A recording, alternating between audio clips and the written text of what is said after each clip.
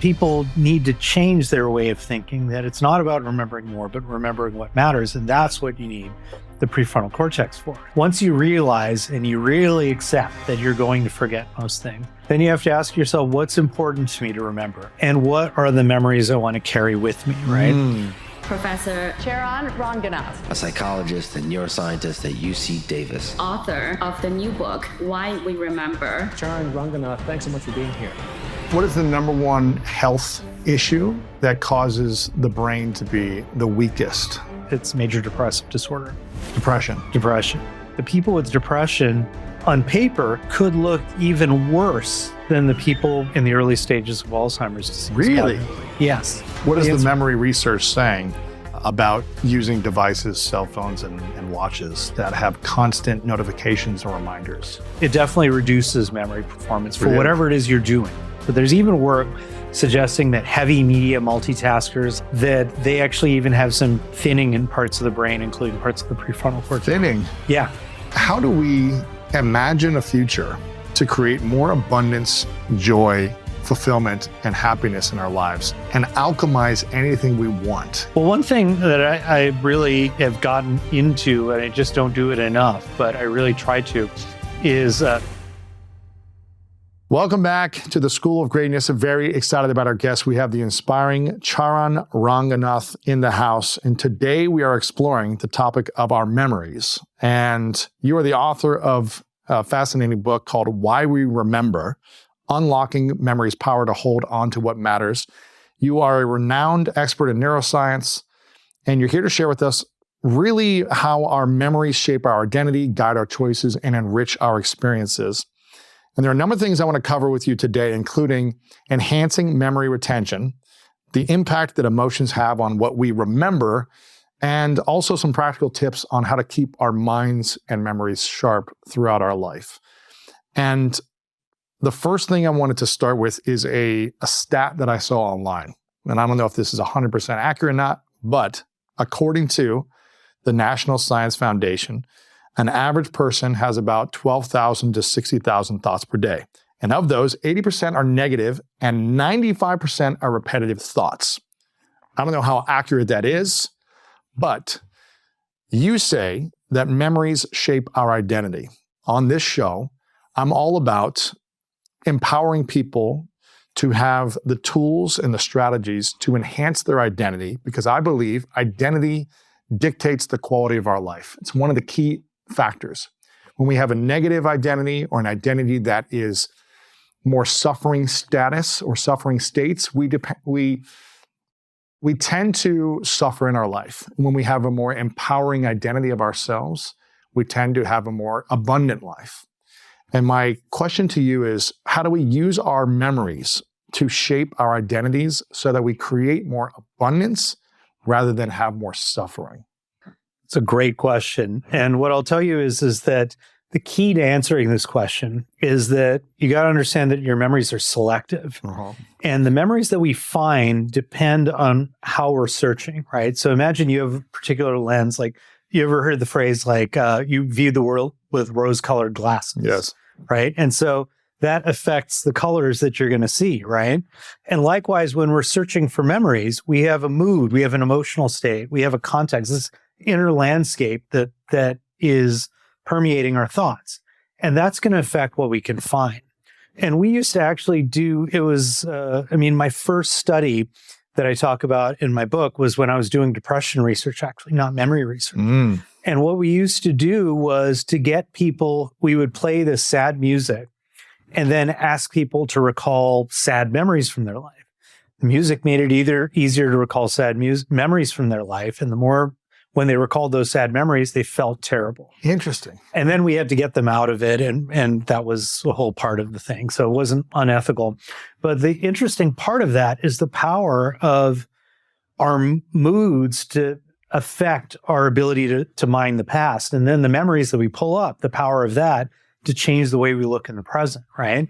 So the cool part of it is, though, you can, if you try, you can go in the opposite direction. You can say, let me think about a time, even though I know I'm going to bomb this interview and I'm going to Louis is going to walk out of here and say like, God, this is a school of boringness, whatever, right? Then I go like, no, I remember I had this great interview the other day and I just have to bring that out of myself. And once I remember that and I mentally time travel back to that moment, I can become a little bit of that person. And people have shown you can become more altruistic if you do this. You could become more sad if you pull up the sad memory, become happier if you pull up the happy memories. And it all depends. And I think it's like everybody can kind of relate to this, right? Because it's like you're having a fight with someone who you love. You can think of nothing but all of the times that they've made you mad. But now, a week later, you've made up, everything's great. You can't even remember what you fought about, right? So it's interesting. This weird trick that we have. And I think that the thing that people need to keep in mind is you are going to have a biased sampling of your past. You can't remember everything. And what you pull up will be reflective of how you feel in the moment. Really? So if you're feeling good in the moment, you'll think of more positive memories? That's exactly right. And if you're feeling negative or depressed or anxious or stressed in the moment, you'll think of more negative memories from the past? That's right. And Really? not just that, but when I'm feeling negative and depressed, I will tell the story of these past events in a more negative way. In a more dramatic negative way. Yeah. And if I'm in a positive state, I'll actually remember myself better than I might have really been. And I'll remember things of having been better than they really were. How much of our memories are accurate? I like to say that memory is not photographic. It's like a painting. And what I mean by that is, I'm trying to make a painting of you now, and imagine I have a decent bit of artistic talent. I'm more of a musician than a painter, but we'll go with me on this, right? So I start painting your picture. I'm going to get some parts completely right, like the color of your shirt, the color of your eyes, and so forth, the shape of your head. But it's not going to be perfect. I'll make some mistakes. I'll also leave some things out that I might not have paid attention to. And there'll be some parts of the painting that are not really right or wrong, but they're more my interpretation, my perspective that I'm bringing to this piece of art. And that is how I want people to think of memories, not in true or false, but a construction. And just like if you go back to those old Renaissance paintings when they're poor, they have to redo paintings over the same canvas. That's what happens with our memories. So when we pull up a past memory, we actually can change the memory. And it opens up the box again so that we can sometimes strengthen it and make it easier to access. But you can also end up messing with it and create all sorts of errors in the memory from the time of remembering. Now you're getting me into a fascinating thought process here. I truly believe that the energy we have in the present will support us in making either conscious or unconscious decisions, empowering or disempowering decisions, and decide whether we show up with a good energy towards others or a negative energy towards others, based on the energy we have in the present. What I'm hearing you say is when we're time traveling constantly into the past and remembering things in a negative way, it's going to make us feel more negative as well. But also, if we're in a negative state to start with, we're going to be thinking about negative things from the past and our identity and why we're not good enough or all these different things. My question is, how can we use mental time travel to reverse a memory from a negative one to a meaningful one to support us in the present so that we make better decisions now and in our future? That is the big question. Let's go. And so we've got, I give you 100 answers, but I'll give you like the shortest version, which is to keep in mind that moment of mental time travel, when I recall something, or I hear a song, and it just brings me back to my childhood. And I just flash back to like, I don't know, the summer of 1984 or whatever. I'm like 13 years old. Let's say it's not high school, junior high, but go with me on this, right? So I flash back to this period, terrible time in my life. I'm feeling bad. But then I keep in mind that sense of mental time travel is just a few bits and pieces. It's a set of fragments. And then I'm making a narrative out of it. Yes. I'm making a story out of it. And that story is going to be shaped by my beliefs, right? I'm not going to construct a story about things that were impossible that just could never have happened, right? That pigs are flying around, whatever, unless I'm at a Pink Floyd conference or a concert or something. But I'm not going to construct all these things that couldn't have happened. So we impose our beliefs and our knowledge in the present, right? So if you go into this with the sense that I'm a failure or nobody likes me, you can certainly find evidence for that in this from your memory. memories. Yeah, and you can build that story. But you can also find things that are inconsistent with that. Mm-hmm. And that was the big part that's why therapy, when I was doing, I only spent a few years doing clinical work in my graduate training. It was like 6 years, but it just dramatically influenced my way of thinking about things. Therapy work. Because it's all about sharing memories. Interesting. And no matter what we were doing, my first patient came in with a driving phobia. But even after he was okay to drive, it wasn't really until we processed this big memory of his that we really made progress. But it's not about just recalling some traumatic memory, because you can wallow in these memories and feel worse, right? It's about being able to see it from a different perspective, to look at the same event, but ask, instead of going with your beliefs, challenging your beliefs, right? So in science, Adam Grant talks about this, right? It's like you try to find the things that disconfirm your hypothesis, and that's what we do in science. And so you can find that in memory if you look. But if someone is so wrapped into a self-loathing identity based on a story they keep telling themselves, this failure I had, this mistake I made, this person abandoned me or treated me poorly, or I did something horrible that is unforgivable and I'm so ashamed of what I did. And you live in that story and that self-belief and identity, and you're like, all the evidence is there. I did this thing, or this person did this to me, and it was horrible and wrong, and no one should have to experience this. Yeah.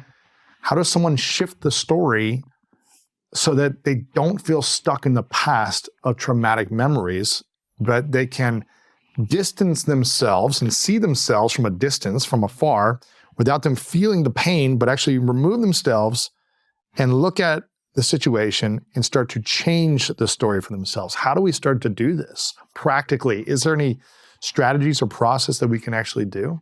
Well, it's really hard. And I never want to tell, because every time I talk about memory, like 4 out of 5 people will say, oh, I have such a terrible memory, or this was really reassuring. I've been worrying about my memory. 1 out of 5 will say, how can I forget something? So there's a lot of people you're talking to with this question. And when I talk to people face to face, it's hard. Because people will say, well, that's easy for you to say. And I agree, it is. But not that I don't have my own horrible memories that I get stuck in, right? But I think one key that you can try to do is context can be very important, because context is a big cue for memory. So for instance, when you go back to your childhood home, you would probably recall information from your childhood that you wouldn't recall in your house, right? So maybe you can keep your environment one that has reminders of things that actually would be countering these beliefs, right? So like I did this, this is not at all like humble brag. It's just like, but I got interviewed by the New York Times for the New York Times Magazine. So my wife took the pages from it and got it framed professionally. And so it's on a wall in our hallway. And I was thinking to myself, God, people would probably walk by to the bathroom and they'll say, this guy's such a jerk or something. So much into his ego or something. Yeah, exactly. But then I was thinking, that's a really good reminder that when I'm feeling down, hey, some people thought that what I did was interesting, and it gets me, and I can remember a specific event. That is key.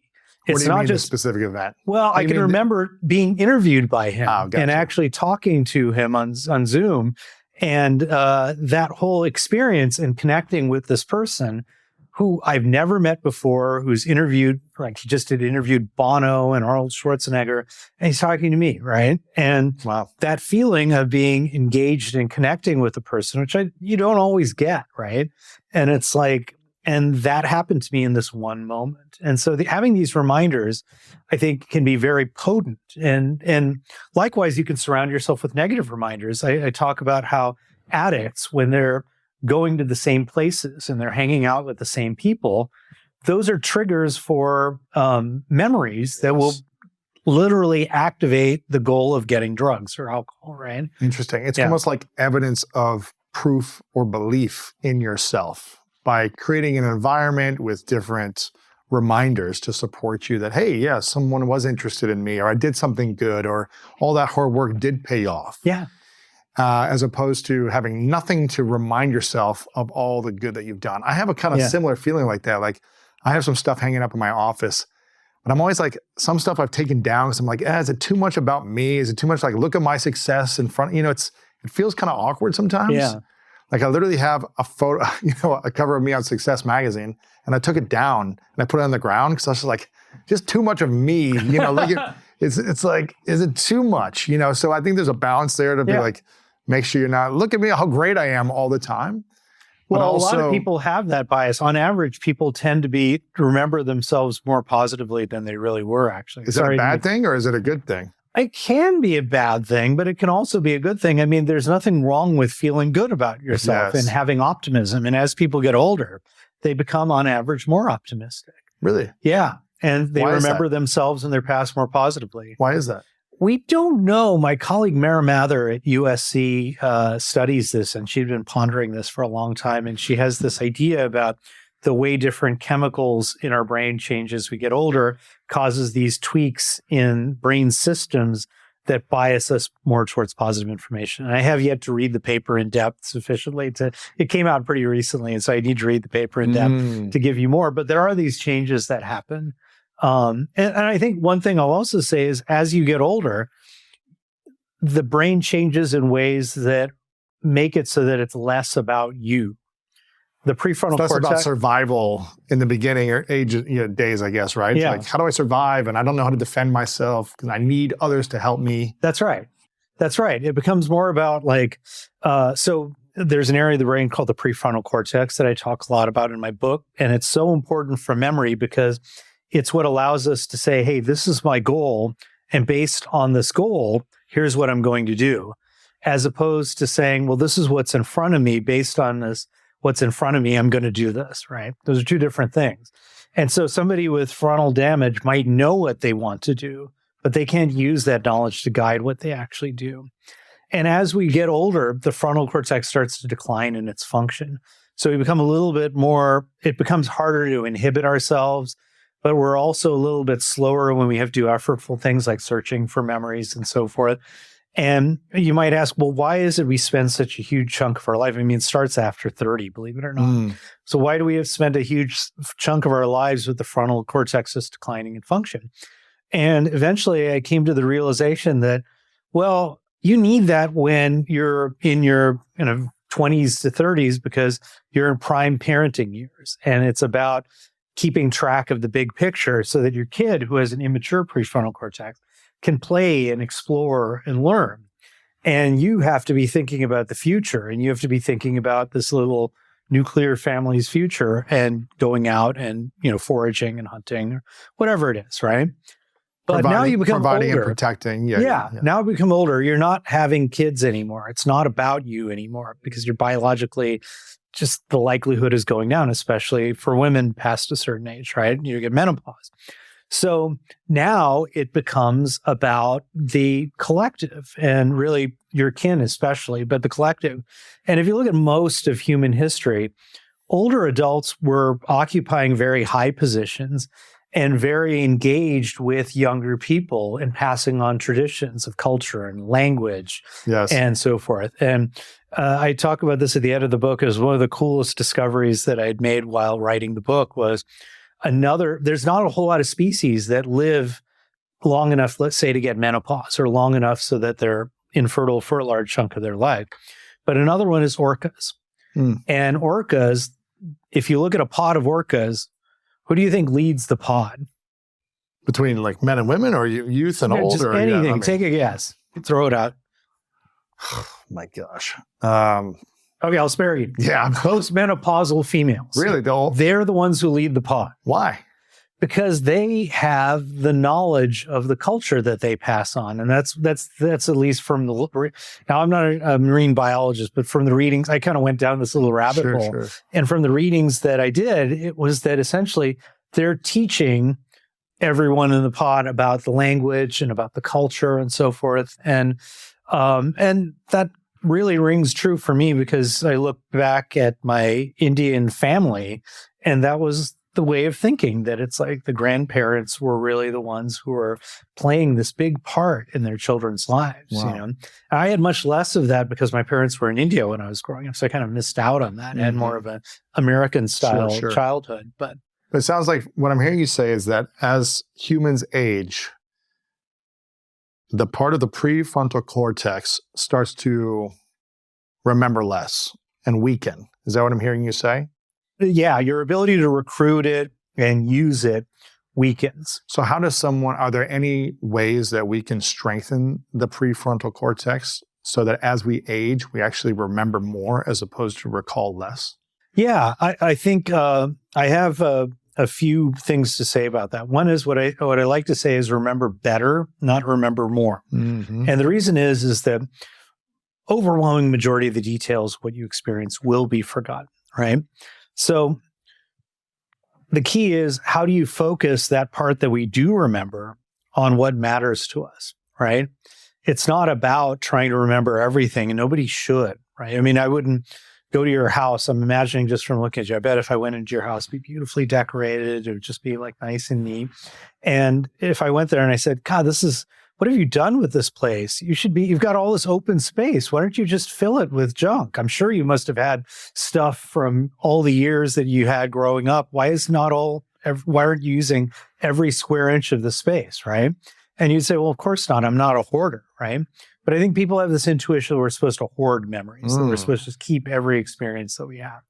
And so that's how I think people need to change their way of thinking, that it's not about remembering more, but remembering what matters. And that's what you need the prefrontal cortex for. How do you remember better and what matters as we age? Yeah. So is it letting go of other memories so that we can just have fewer and better ones? Well, one thing I'll say is that, there's many, many tips that I can give for it. I mean, the first step is, once you realize and you really accept that you're going to forget most things, then you have to ask yourself, what's important to me to remember? And what are the memories I want to carry with me, right? So in the short term, you could say, okay, I want to remember that I put my phone here. And if you start with the assumption that I'm probably going to forget that, I can teach you strategies. You can go on YouTube, find 100 of these strategies online. But the key is that no matter what strategy I teach you, if you don't have that moment of stopping yourself and saying, hey, I'm going to forget this, so what am I going to do about it? You've lost the game already. I can't help you, right? So it's acknowledging you're going to forget things. And then saying, how can I prevent this from being forgotten? But I have to focus on what matters to me, right? So what's an example of, like, if you lose your keys or your phone or something that matters in the short term, to have like utility and be resourceful. Yeah. Maybe not a long term, but in short term, it's like, I need to know where I'm going. I need to know where my money is, my passport, my keys, my cell phone. Yeah. My wallet. Is it more just about, okay, I'm always going to put it in the same place every time, and that's so I don't have to remember where it is? What's the strategy? I mean, putting it in the same place is very good because that's a form of learning that we would call habit memory. And it's related to other kinds of things like skills and so forth. So you get on a bicycle, for instance, that's a little bit different than a habit, but it's like you get on a bicycle. If you start remembering, hey, what did I do the last time I got on a bike? You're going to be you're going to be screwed. You just want to get on and ride, right? And so once you get into a habit of like putting your wallet in the same place all the time, you can do it mindlessly, which is what most of us do. And that's why people lose their wallets in the first place, is because we're somewhere else mentally, right? So one strategy is you put it always in the same place every time. But let's say you're like me and you can't do that. Well, the next thing you could say is, okay, so now you have to be mindful. Well, what are the ways I can be mindful? Well, one thing you could do, and some of this is unfortunately tips that are like, don't do this. And I wish I could give more positive tips like do this, but I think this is very important is I talk about, I like to think about memory hygiene, what are the factors that are preventing me from being able to remember things around me, right? And a big one is our phones, let's face it. And I don't mean to be like a Luddite about our phones are making us dumb or whatever. I mean, as a memory researcher, I will give you carte blanche to say, any dumb memorization task, let your phone do it, right? So it's like your phone has a photographic memory. We don't. So let your phone just do the work. But for the things that we really like, remembering where you put your phone, that's on you, right? So for those points, what you have to be able to do is you have to be able to divorce yourself from the device. So there's the kind of the top level of stuff that kills you, which is the alerts. The alerts just kill you because every time you're alerted, what happens is whatever it is I'm doing, now I've shifted my mindset towards whatever I'm being alerted to, right? And how many people have Apple Watches, for instance, that alert them every time Always they get buzzing. an email? Buzzing constantly. You know, I have a friend who has ADHD, and he said I do too, actually. Yeah. But he has. It doesn't help you when you're constantly getting buzzed, probably. Exactly, right? And it's just like I can't have a conversation with him because of this, you know? But it's like what happens is there's a real mental cost to this. And I think a lot of tech bros will be like, oh, I can totally manage all these streams and do all these things. And what is the memory research saying about using devices, cell phones, and watches that have constant notifications and reminders? Well, it definitely reduces memory performance for whatever it is you're doing. And it also can, I mean, I wanted people to take this with a grain of salt because I think there's a lot more research that needs to be done on this. But there's even work suggesting that heavy media multitaskers, like people who switch back and forth between looking at my phone and looking at iPad, that they're doing multiple things at the same time. That they actually even have some thinning in parts of the brain, including parts of the prefrontal cortex. Thinning. Yeah. So is this like, if you multitask every day, this could cause some thinning in the brain, or just over time? Maybe people who have a thinner prefrontal cortex multitask more. Right. Because they're more easily distracted. It could go either way. Yeah. But it's not something I think we want for ourselves either way. And it definitely it changes brain activity in bad ways. And the reason is it's actually pretty intuitive because what happens is when I switch, and I'm telling you this in full honesty because that I do this, is that as soon as I got my iPhone, years ago, I immediately became attached to email. And the moment I have a lull in a conversation, my mind shifts to like, I should check email. In that moment, my goal has changed. So the whole prefrontal cortex is shifting the program. Once my goal changes, now my brain has to load up a new program of what would I need to do to check email? Why would I be checking email? What am I looking for? What am I worried about?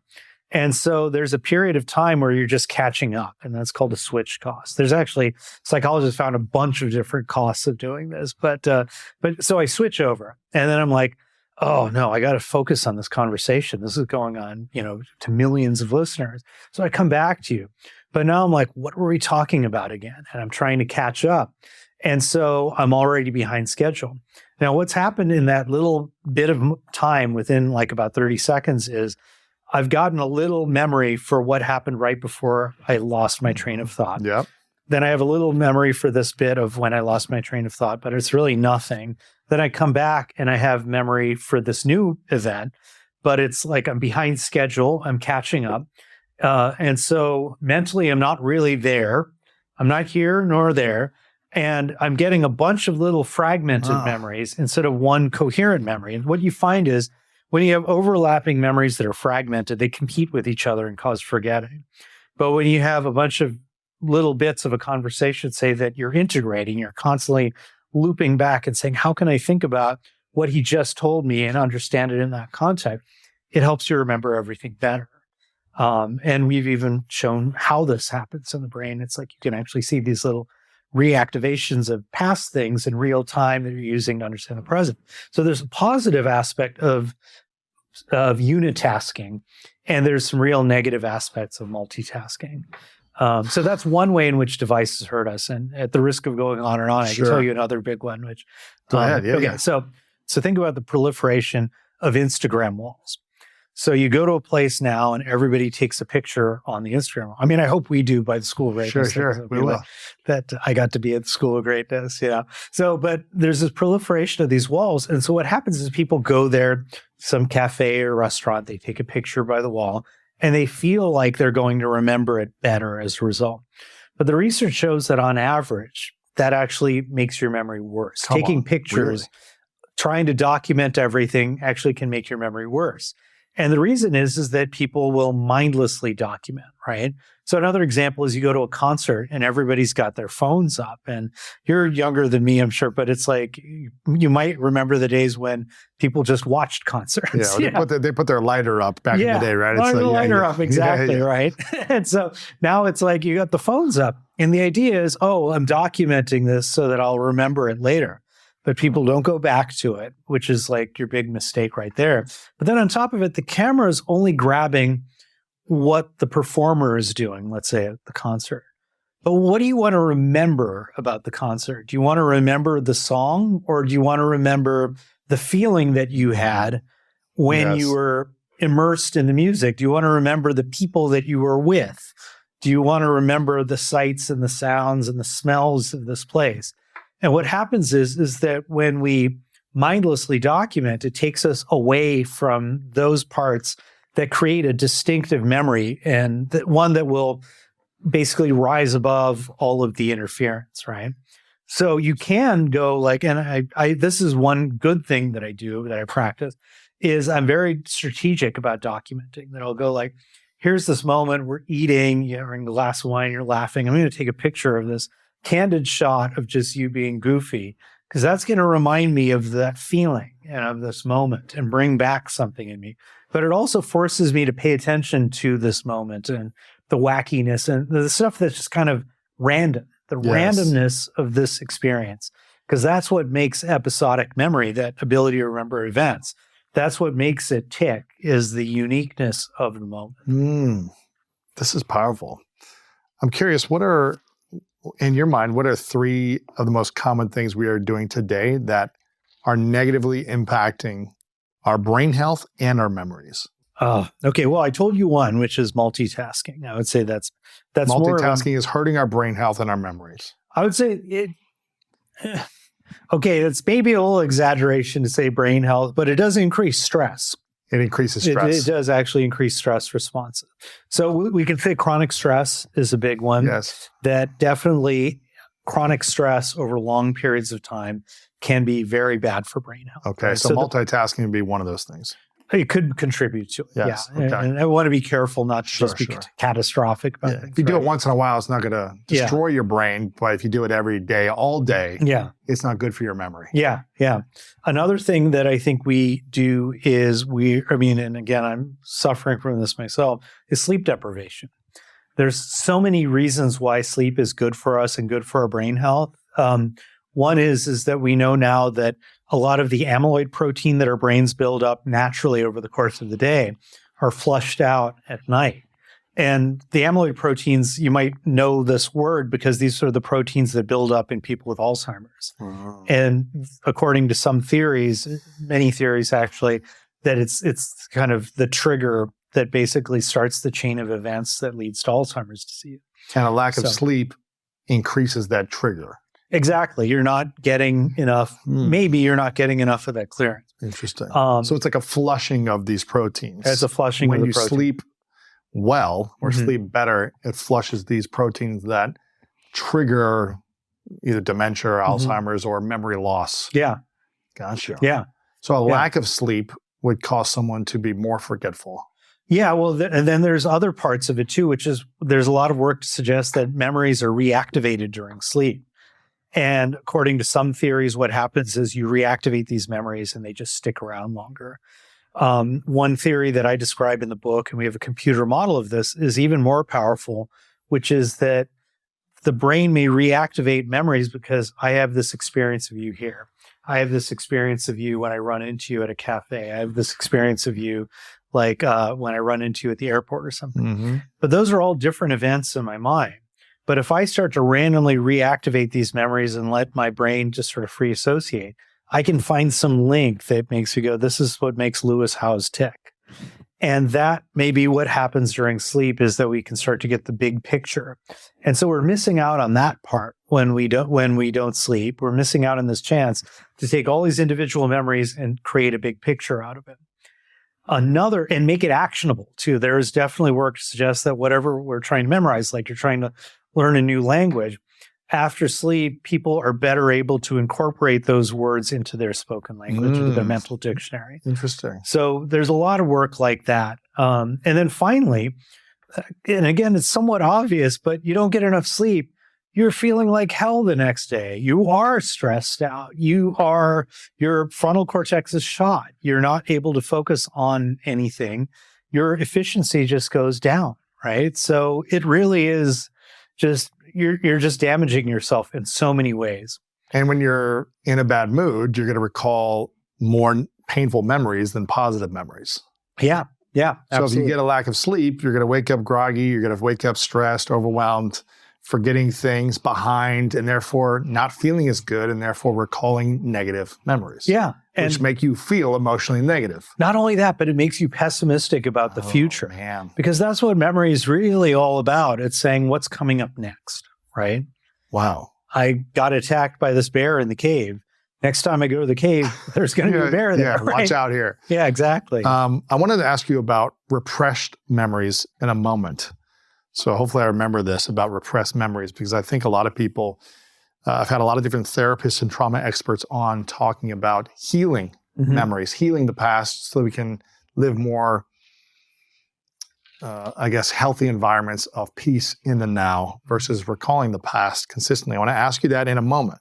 But I'm curious, since we talked about the three things that are kind of holding us back, what would you say are 3 habits you'd recommend people implement every day to have stronger memories and healthier minds? Okay, that's a good one. So one thing that I think people should really keep in mind is that your brain is a part of your body. So people will say, oh, should I take ginkgo? Will this help me remember or whatever? Or should I buy this?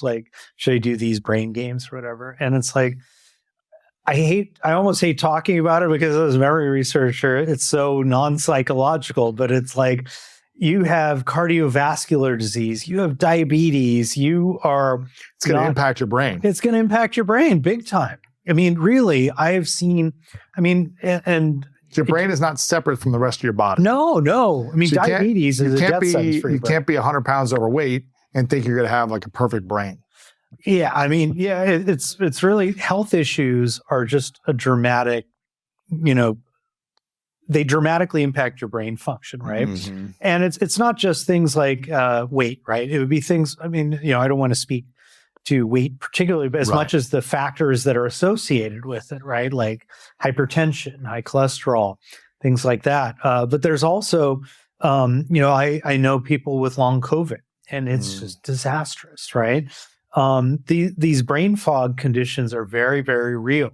And what is the number one health issue that causes the brain to be the weakest or memory to be the weakest? Is it a link to obesity? Is it a link to high cholesterol? Is it a link to something else that people might have that causes the brain to be less effective? I'm going to go with the first one that comes to mind, because it just came to mind, but I think it also rang true with my experience. It's major depressive disorder. Depression. What is the main cause of depression? And does depression start with a weakened immune system or a weakened brain system? Oh, this is a really tough question. I think a lot of mental illnesses are now seen as neurodevelopmental, meaning that it's something where there's some sensitivities that you might be born with, but then there's a developmental trajectory that affects it a lot, right? And so what happens is your brain is being shaped over the course of even the adolescent years, which is when a lot of these issues like the anxiety and the depression really emerge, So there's a sort of shaping of brain circuits around these times. And for depression, attachment systems are a real part of the story. And so when there's a disruption in these attachment systems, that can really affect. What's an attachment system? What does that mean? Well, I don't study it, so I'm going to give you like very dumb things. But basically, if you think about it, our brains need to have some kind of a mechanism that allows us to care about, at least relatives, right? Like, you have a kid, you want to protect that kid, right? Yes, you want to have a mate, you want to be able to be, want to affiliate with that mate and connect with that mate. And everybody differs, and some people have different things than others. But these attachment styles that people have, like some people are very kind of securely attached. And these people where it's like, they kind of go, yeah, I love being around my parents. And I had such a great healthy childhood. relationships. Yeah. Healthy relationships, right? Others are anxious or avoidant. That's right. That's right. Yeah, I'm sure you've talked to people who are experts in this topic, right? And those factors can really, if you have these kind of anxious attachment styles, that can be really predispose you to depression, for instance. There's a lot that, frankly, we don't know about it. There's memory as a part of it, that essentially people with depression have more negative memory biases. And that kind of leads to this vicious cycle of recalling negative memories, which reinforces the depressed mood and so forth. So there's all sorts of things. And the immune system is affected by this. There's inflammation that is triggered by mood and stress, for instance. Stress is a part of that too. So it's, when we say what's the cause, it's all connected, right? Yeah. And likewise, when you do interventions like exercise, well, it can reduce inflammation, it can enhance mood, it can improve sleep. And so everything is so connected. But I brought up major depressive disorder mainly because I was thinking about how when I worked in a clinic, I would test people who are coming in saying, I have some kind of a problem with my thinking or whatever. The most common thing by far was people complaining about memory. And with older adults, I found that half of the time that someone was complaining about memory, these numbers aren't quite exact, but about half the time it looked like it was early stages of Alzheimer's. Or maybe even less than that. But a good chunk of the time, sometimes it's just you're anxious, but it's fine. And then there was a chunk of the time where it was depression. And the thing is that the people with depression on paper could look even worse than the people in the early stages of Alzheimer's disease. Really? Yes. Because they had the memory deficits, but they also, their frontal cortex was just completely dysfunctional. They couldn't focus. They're just out of it in their heads. And they just lack this initiative. Yeah. In a negative loop. Negative loop. So it's like your attention is messed up. Your mental flexibility is messed up. You get stuck on things and you can't shift efficiently. And so they looked worse than somebody who just had a memory problem. And that was the telltale sign, one of the telltale signs. So if someone is experiencing either depression, depressed thoughts, looping negative thoughts, or experiencing early stage Alzheimer's, is there a way to reverse depression or early stage Alzheimer's completely? If so, how does someone do that? I don't know of any to completely reverse either depression. I mean, if I did, I'd be very rich to completely reverse early stage Alzheimer's or depression. What I'll tell you is that let's talk Alzheimer's first. So Alzheimer's, when people start to see memory deficits, the problem is you've already had significant brain damage. And once you lose neurons, you can't really get them back, at least with current treatments. So the best thing to do is nip things in the bud before you get there. Prevent these things. And so there are That's why we're talking about these 3 habits. The first one being exercise, which I cut you off early on, but you were talking about exercise. Exercise as being a thing that can enhance brain function, enhance mood, positivity, probably diminish depressed thoughts, right, is what I was hearing you say. Yeah. That would be the first thing. Yeah, exactly. What would be the second habit to support us? This kind of flips against the negative, which is, make sure to get enough sleep is one. Exercise. We can talk about social engagement, I think, doesn't get enough attention. Again, this is related to depression too, because that really cuts off people's willingness and ability to engage socially. But in older people, you see these real positive effects of social engagement. And I think it's no coincidence if you look at, I don't know if you talked to, I think it's Dan Buettner, the Blue Zone guy. Yeah. But, you look at these blue zones and it's like older people are really engaged socially and they have a community they're plugged into. And that really can have a positive effect on memory, having healthy relationships. So that would be a big one too. I would say we talk about diet can play a role, having a healthy diet. The Mediterranean diet has shown really good promise in terms of preserving brain health. But none of these things in and of themselves are going to be the cure. But collectively, let me just make this in the most concrete terms. There's a study that was done in China that they followed like 29,000 people. And they looked with, when I look at this as a memory scientist, I was like, these are the most crude measures of memory possible, very gross assessment, right? So they just said, we're going to look at 6 lifestyle habits. 2 of them are just like not drinking and not smoking. Then there's things like being socially engaged, being mentally active, having what they called a healthy diet, and then they had physical exercise, right? So they looked at these 6 lifestyle factors, and then they said, here's some people who have like 4 to 6 of these factors. Here's people who have 3 to 4 of these factors, and here's people with 2 to 4. Here's 0 to 1, right? So these are the unfavorable. We can look at the favorable. Follow them up over 10 years. 10 years later, the memory scores for the people who were in the favorable category were almost twice as high as those who were in the unfavorable category, even though they're roughly about the same in the beginning, right? So if I were to tell you, here's this drug that you can take every day, it's going to have some really bad side effects, but you will be in that zone of preserving your memory over time, you might be tempted to take it, right? But what if I told you, well, here are these things that you can do, and they will improve your quality of life in the present and improve your brain health long term?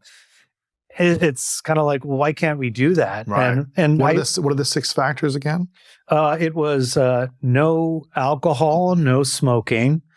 There was social engagement, and I don't know how they measured some of these things. Right. Having a certain amount of friends or groups of friends or activities with friends, things like that. Yeah.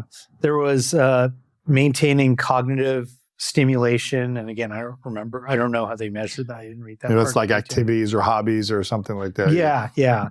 And some people say, oh, well, is it playing Sudoku that could do it? And yeah, sure. If that's what excites you and keeps you What did they call that? What did they call that one? Cognitive stimulation, something like that. And then 5 and 6? There was a healthy diet. Exercise. Yeah, I think that was it. So they studied 29,000 people. 29,000 people. And people who had more of these had better memory and I'm assuming better brain function and health. Yeah. And probably healthier, happier moods as well. That's right. That's exactly right. And those that had less of these had, worse attitudes, worse moods. Yeah. Not as good quality of life. Yeah. Exactly. And, and just to hit this home even further, there's some really new research that's come out, and I need to find out more about it, but they're starting to study these so-called superagers. So these are people who go into their 80s and they seem to just be as sharp as ever. Super sharp. They remember everything. They've got it all down. They can still drive perfectly, all this stuff, right? Yeah. And the estimates are anywhere between 5 to 15% of older people are like this, depending on who's measuring and how they measure it. Now, are superagers, is that more of a genetic thing or is it more of other research proving otherwise? I think nobody knows for sure, but it's probably all of the above. Mm-hmm. Like most things in psychology and neuroscience, it's all of the above, I'm guessing. There's definitely some genetics that play a role in healthy brain aging, but there's a lot of it has to do also with the context that you're in. And I think like one of the things that people had observed, the researchers had observed in these superagers, and I need to learn more about this, so this is a big caveat, but that a lot of these superagers weren't necessarily great on all these 6 characteristics, but they were really socially connected and engaged. So it sounds like social engagement is one of the key things for longevity as a neuroscientist, memory researcher, but also from the blue zones. The blue zones, people that age the longest or live the longest, they have a lot of social engagement. They're not isolated. Yeah. And they feel like they have a purpose within the community, within family roles, status as they age. Yeah. Their importance is still there. Yeah. And I think that's an important factor to think about from all these different things. And it's about that kind of like, I think you said it best, healthy relationships, right? Yes. Not just in a negative relationship and screaming at each other every day where we stay together, but it's like actual peaceful, harmonious relationships. Yeah. The stuff that makes you feel connected. Interesting. And you can even, one of the coolest things that I learned about was this research on memory in couples. And couples who are in these long-term relationships, what they found was that, in fact, they could also remember better because they shared the burden of remembering. Shared memory. Yeah. Interesting. And so what would happen would be like the husband would, in the research, they have transcripts of this. It's really beautiful to see these things because like the husband will go like, do you remember when we were at this like theater production? What was the name of it? And they go, oh, it was Cats. And you go, yeah. And I thought this was so ridiculous. And you loved this. And, go, and then the woman will say, no, I had some moments where I liked it, and together they put together this story. And there's even research to suggest that people can actually, when you have someone you can lean on like that, it's not clear whether they actually show better memory performance over time or they just appear to be non-demented later on because they've got this person that they can lean on. This is fascinating. So staying in a healthy long-term relationship, the research shows that you'll be able to hopefully have shared memory support as opposed to having to recall everything on your own. Yeah. There are some benefits to sharing the memory with someone else that you care about. Yeah. That's beautiful. Yeah. I want to go back to what I said that I'm curious about. I think this might be one of the most important things that we talk about today is on the topic of repressed memories and traumatic memories. I think a lot of people are starting to open up more in society about their past. They're starting to have open conversations and dialogues with therapists or consultants or coaches or priests and feeling more accepted in sharing their shame. Mm-hmm. Although I hear two different sides to this opinion, that expressing the pain of the past is a good thing, but also reliving painful, traumatic moments over and over again creates a negative energy within yourself, creates a negative mood. Mm-hmm. Is it better to repress our thoughts and keep them blocked and, away from our memories the best that we can? Although I feel like they'll always kind of come up in some other way. Is it better to do that, or is it better to talk about our traumatic memories? And if so, how do we do it that it empowers us instead of reliving a traumatic event over and over again? That is a really rich question, and there's a lot here. So let me break it down piece by piece. Please. So first of all, you just mentioned repressed memories. And so this is a big, big topic in my field because there's a lot of ideas out there in this sense that that the brain has an automatic defense mechanism, that when you've had an experience that's so traumatic, the memory becomes suppressed deep down within the dark reaches of our unconscious mind, right? And Freud had proposed that as part of as an extension of his general idea of repression, which is more about urges than memories. Now, from what I understand, he actually rejected that later, but other people have definitely latched onto this idea. And it became big in the 80s because there was a book that was released called Michelle, it was like Michelle Remembers or something. Mm. And it was this book that talks about this woman who had therapy and then recovered all these memories of ritual abuse and so forth. And she ended up marrying the therapist. So something's wrong with this story. Yeah. That's interesting. So it was like, and at the end, I think Satan comes out. It's just a really crazy story. Wow. And so this became a big thing in the 80s, this repressed memory therapy. And so what happens is that a lot of memory research was done on this topic. And it turns out if you want to implant a memory in somebody so Beth Loftus at UC Irvine did some beautiful work on this, but many other people since then, where basically if I want to get you to generate a memory for something that never happened to you, what I do is I get one of your relatives and they say, hey, do you remember that time when you stole that beer from the liquor store? And you're like, I don't remember that. You don't remember that, right?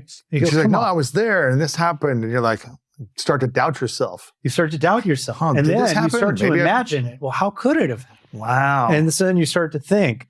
And then I come back to you again tomorrow and I say, so did that memory pop into your head then? Do you remember it?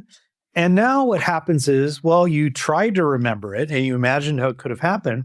And on day 2, you're remembering your attempt to remember it. Interesting. And so now you create a richer story about it, right?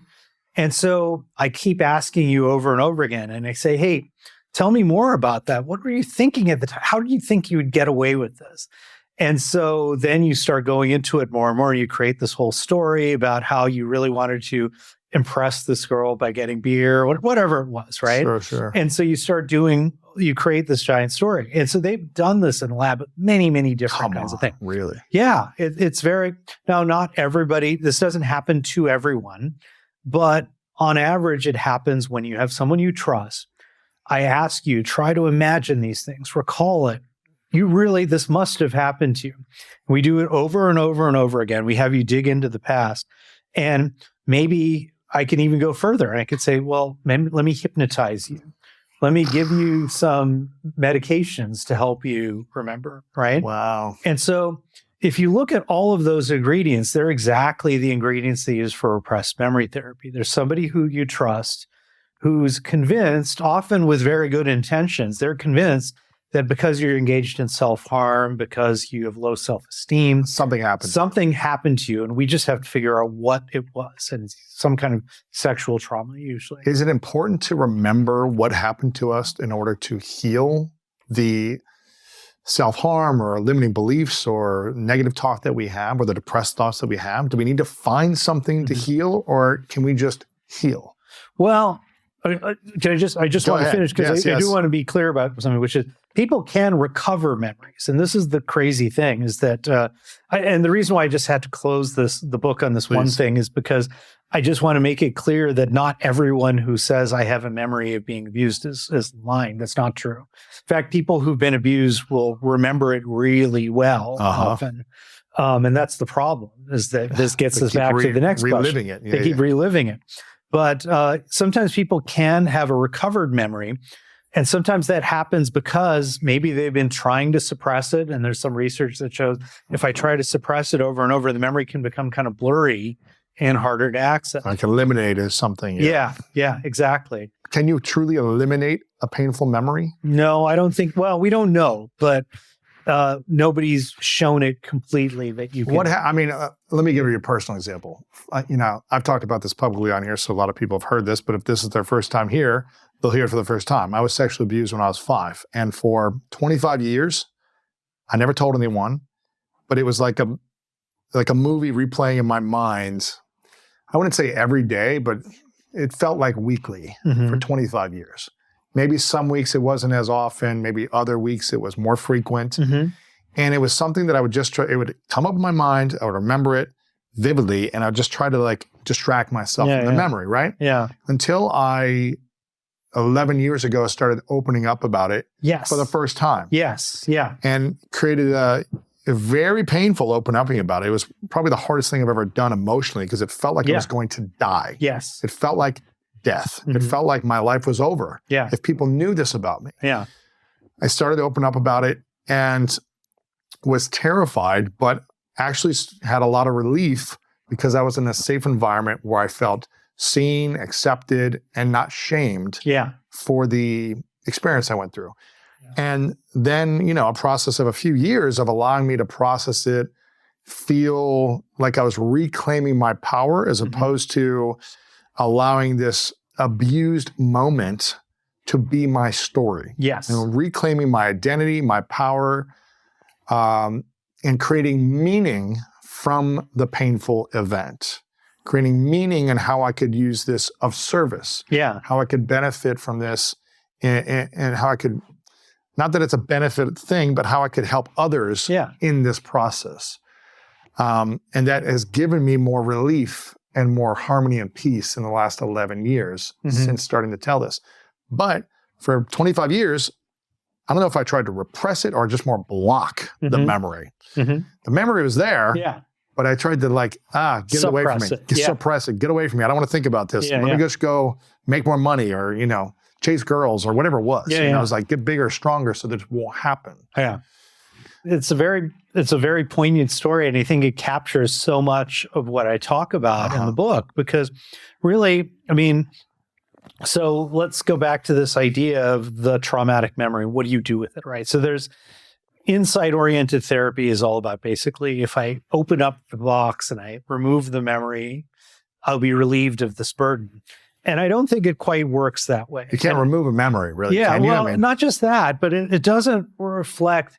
You brought this up yourself, which is if you just recall something that's painful and you just wallow in it, that does not help. That actually can be re-traumatizing you. And if you look in PTSD, what happens is people recall these traumatic memories and they get the physiological response. It's like they're back there. They're back there, exactly. And they relive the trauma in all of these new contexts.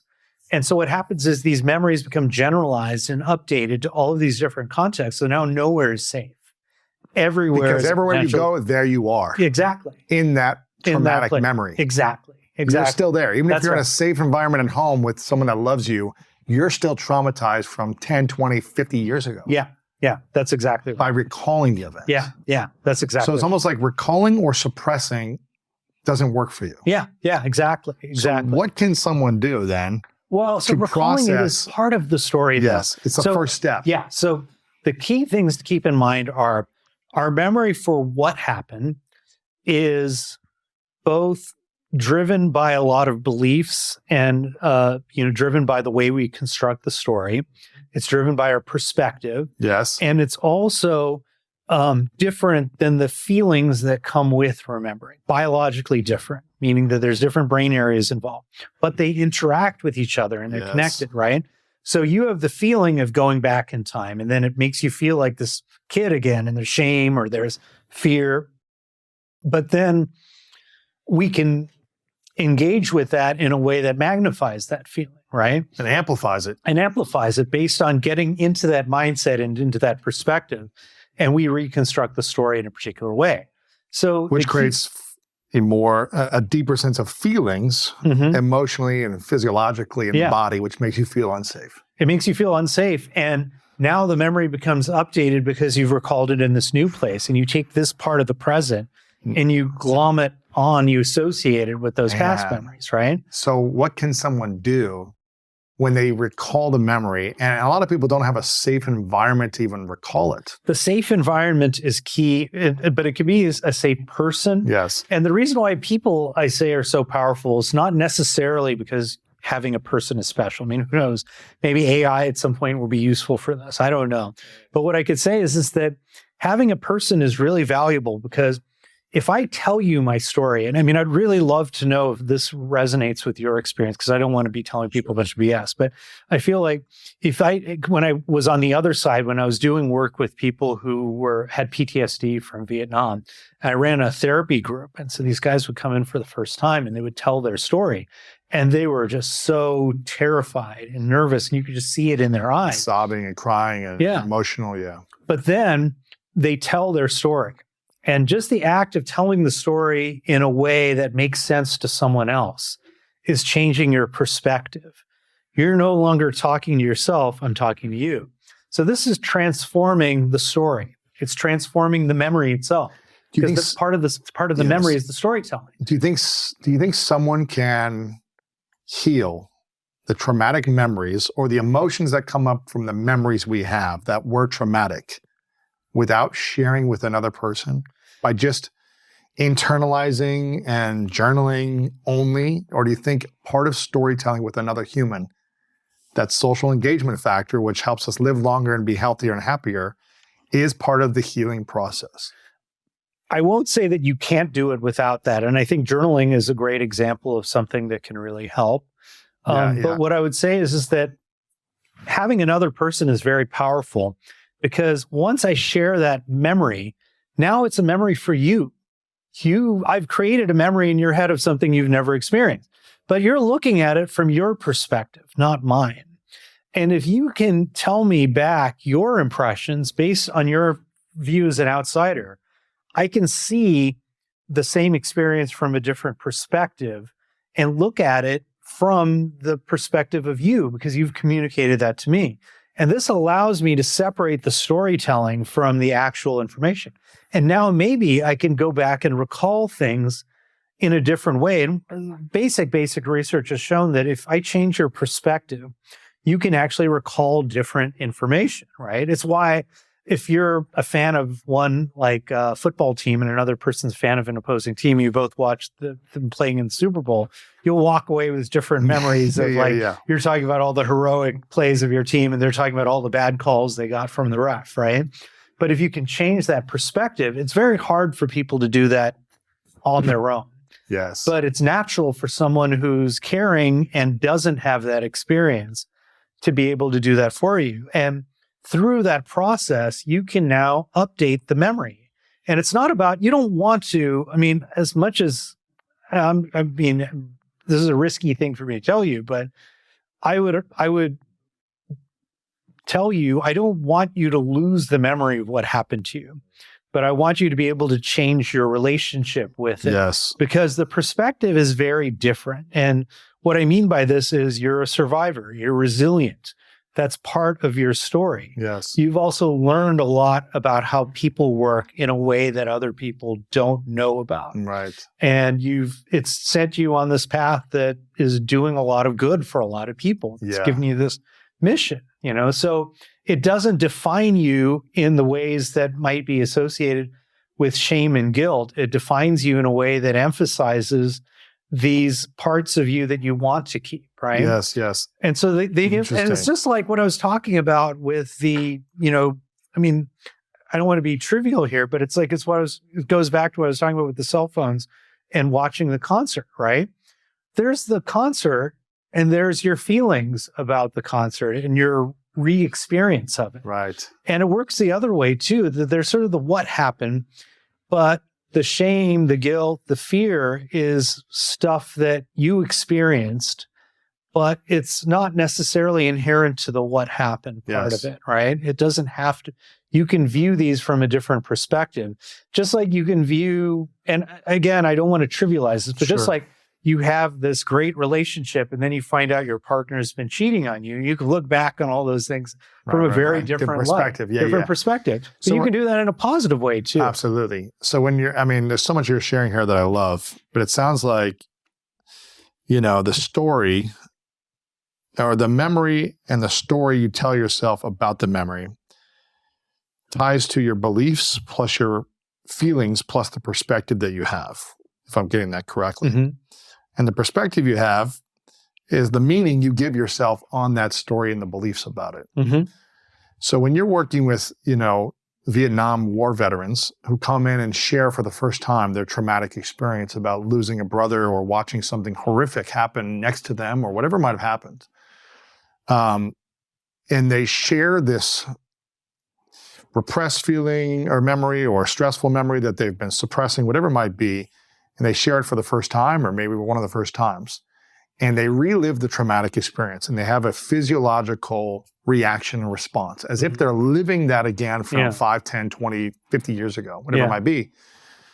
What is the next step in the process after someone shares with another the story of the memory on how they can start to integrate healing, wholeness, perspective, meaning, and transmute that into a mission that is service-based rather than depression-focused? What are the next steps? Oh, it's so hard, right? But it doesn't happen overnight. It's not like one session, okay, I'm healed and I can create meaning from this horrible thing that happened in my life or this traumatic moment. Or series of events. It's really hard to do that overnight, obviously. It doesn't work like that. But I really look at your story that you told me, and I can see a lot of facets in it. One is that you engaged with this with different people in different contexts. So what you see, if you look at, and I feel a little silly making this comparison, but if you look at studies of animals, let's say when they get an electric shock and they learn that some sound is associated with a shock. Well, if you put it in a box and you just play the sound over and over, their fear response will go down over time. So their brain's saying, you're safe. But it turns out if you put them in a different box, they'll get scared again. So they're learning this context is safe, right? So I'm with this therapist, I'm in this group, and this is a safe space. You need And to get so- out of that and do it in multiple spaces. You have to do it in multiple 'Cause spaces. otherwise, there's only one safe space you can go back to. Yeah, it's just like what we talked about Gosh, with it's so when true. when you just experience the trauma in many places, now it generalizes. Uh-huh. But the safety can also generalize too. And it can become more of something that you can think about in a way that is associated with Gosh, an this is- outside perspective. This is fascinating. I'm so glad you're saying this because you're, based on, I guess, your neuroscientist perspective and research, I feel like I did these things intuitively Mhm, because first I did it in an environment of a group setting mhm. where I felt safe. And intentionally went there to try to transform and Mhm. find some type of healing opportunities or letting go of certain things that were holding me back, Yeah. right? So I did that in a group setting. But then afterwards I said, oh, okay, I feel safe here because other people were also vulnerable and Mhm. opening up about stuff in their life. Yeah. But I could never tell this to my friends or family. Mhm. And then I was thinking, oh, this traumatic event or memory has power over me still then. Mhm. If I'm unable to share Mhm. with another person, Mhm. it therefore is controlling and consuming my energy. Yeah. And therefore blocking my abundance, my peace, my harmony, my ability to love myself for all of me. Mhm. So then I said, okay, let me tell my family members one by one. Mhm. Terrifying. Yeah. Horrific experience for me leading up to it because I Yeah. was like, what if they don't love me? What if they don't accept me? What if they, whatever, all the scenarios of the future events that might occur. Yeah. But doing that process one by one gave me more safety processing with each one of them in a sense by sharing the story. Yeah. I felt safer with each one of them. Then I said, okay, well, they're my family. They have to love me, but my friends, they're going to disown me. Yeah. I was like, oh, but this event still has power over me. Mhm. It's still controlling me then. Mhm. So I started to tell my friends one by one. Terrifying, because I don't Yeah. want to be alone and want to lose my friends, all these things.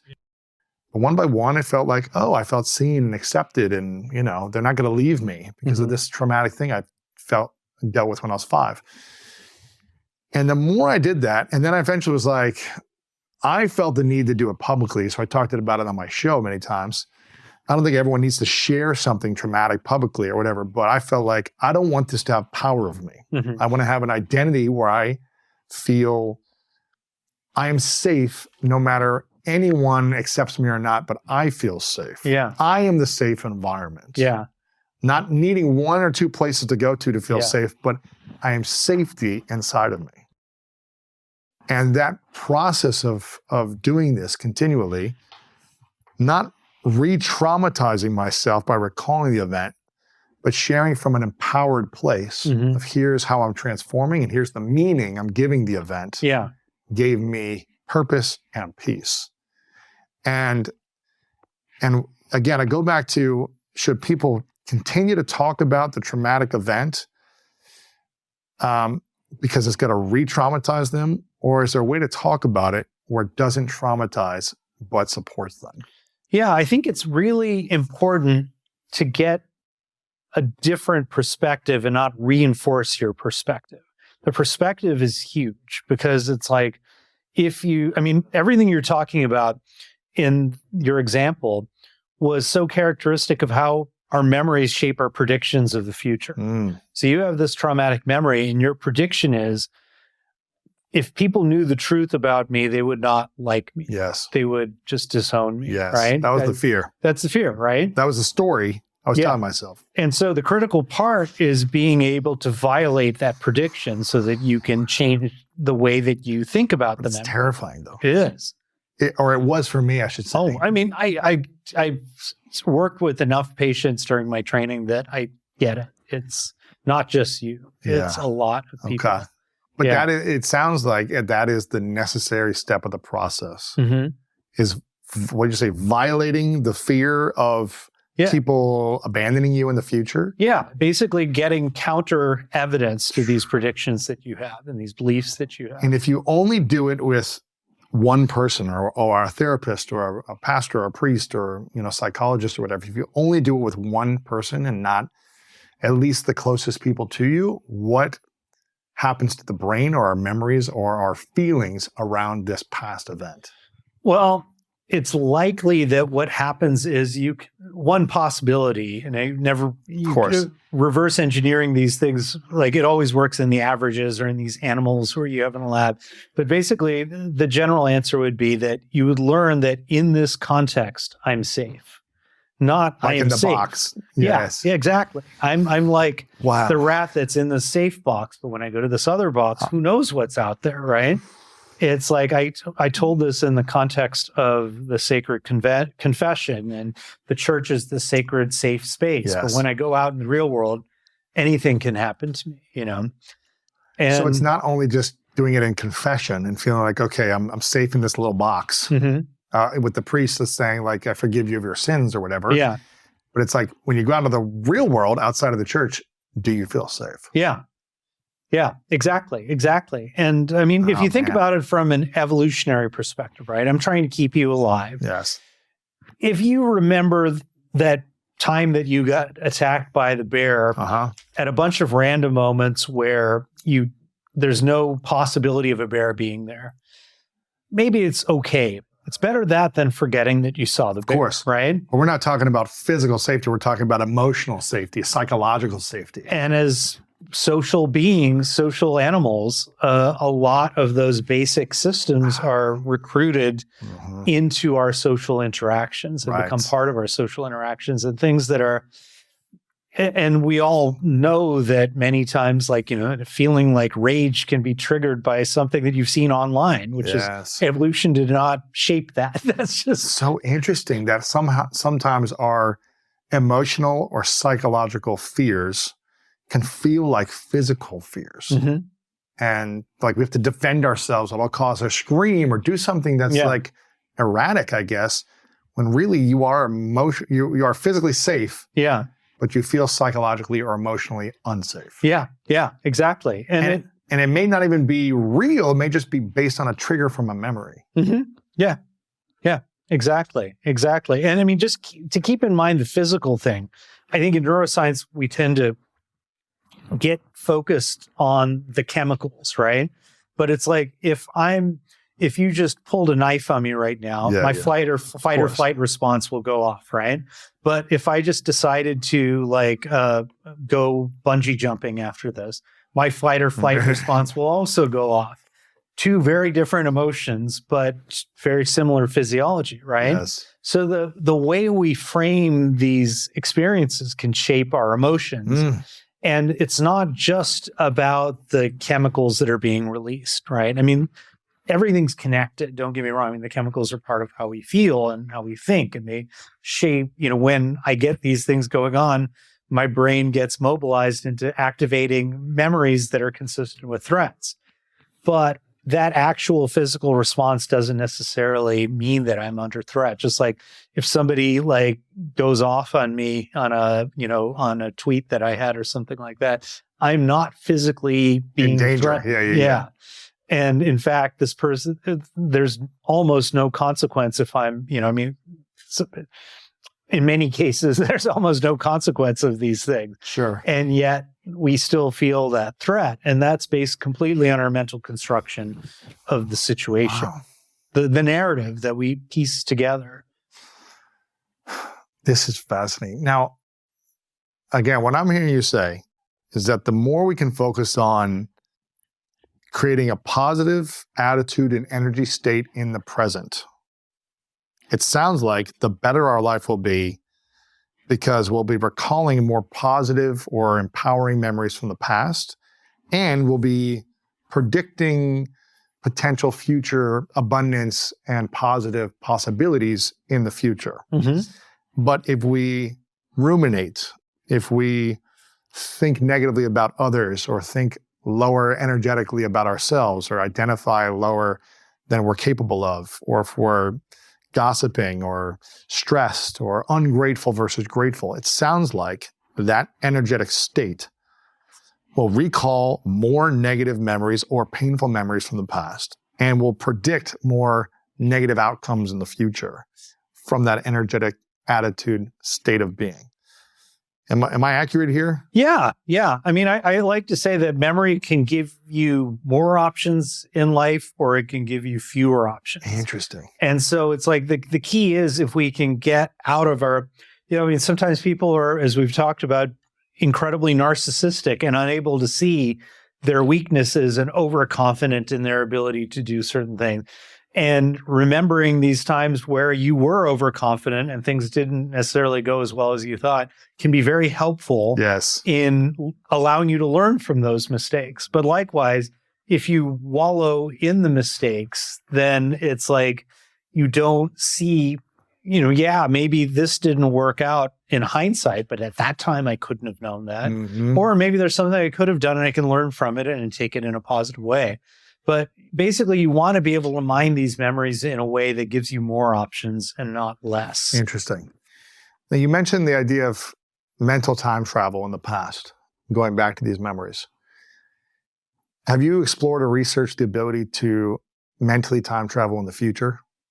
To predict, to put ourselves in a state of being, or an environment of abundance, and then be able to draw that future closer to us now into the present? Yeah. We've done a little bit of it, and other people, we've done this. more in this kind of like prediction kind of thing in a more concrete sense, but there's other people who've gone even farther and said, imagine you are going to meet President Barack Obama, or imagine that you're going to go complete a triathlon or whatever it is, right? Yes. You can imagine. And if you look at the brain activity, and it turns out that brain activity is very similar to what happens when people are remembering something that did happen. So if you ask me... That did happen. Yeah. So if you asked me 1 year ago, imagine You're gonna be having a conversation with Gwyneth Paltrow, right? And you scanned my brain while I imagined that story. Now, it's a day after I just had this crazy thing that I never thought would have happened to me.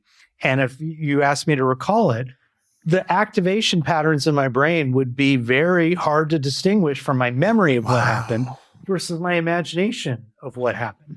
Because to our brain, all you're doing is you're reactivating these concepts, essentially. You're reactivating these percepts and these concepts. There are some differences between memory and imagination, but a lot of it is the same, because a lot of memory research, and this is a very old idea actually, it goes back to a psychologist named Bartlett in the 30s. He proposed that we don't replay the past. We imagine how the past could have been, right? So it's like you're an archaeologist, you get a few fragments of pottery, and then you say, this is what this society was like. Ancient civilization. I saw the whole thing. Exactly, right? And this is what we do with memories. We use these bits and pieces that are pretty good indicators of the past. Wow. But then we use it as fuel for imagination. And likewise, if I'm imagining the future, I'll take my memories of the past, use those bits and pieces of different things that have happened, and imagine something. And so some researchers have found that people with memory disorders actually have an impoverished ability to imagine the future. Wow. That it's like they'll just go imagine that you're on a beach, and they'll go yeah, there's sand. Right. And water. That's it. I mean, this is a fascinating concept, because in our world, everything that is physically constructed is based out of one person's imagination. Yeah. To create that. This book, this pen, these cameras, this lights, this room, this building, is all of these clothes, is all someone's imagination that was alchemized into the physical world, the three-dimensional world. But it didn't come from 3 dimensions. It came from mental imagination, which is fascinating, that we can imagine something, come up with a memory of the future, and then actualize it. It is fascinating to me that this is what human beings can do. Yeah.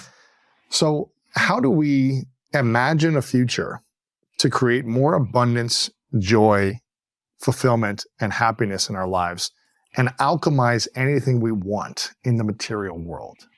Well, one thing that I really have gotten into, and I just don't do it enough, but I really try to, is gratitude practice. Yes. And I know it sounds like a real, I'm not a wellness guru or anything like that, but I tried to do this stuff early on, and I would tell people, it's like, I'm really bad at gratitude. I suck at gratitude.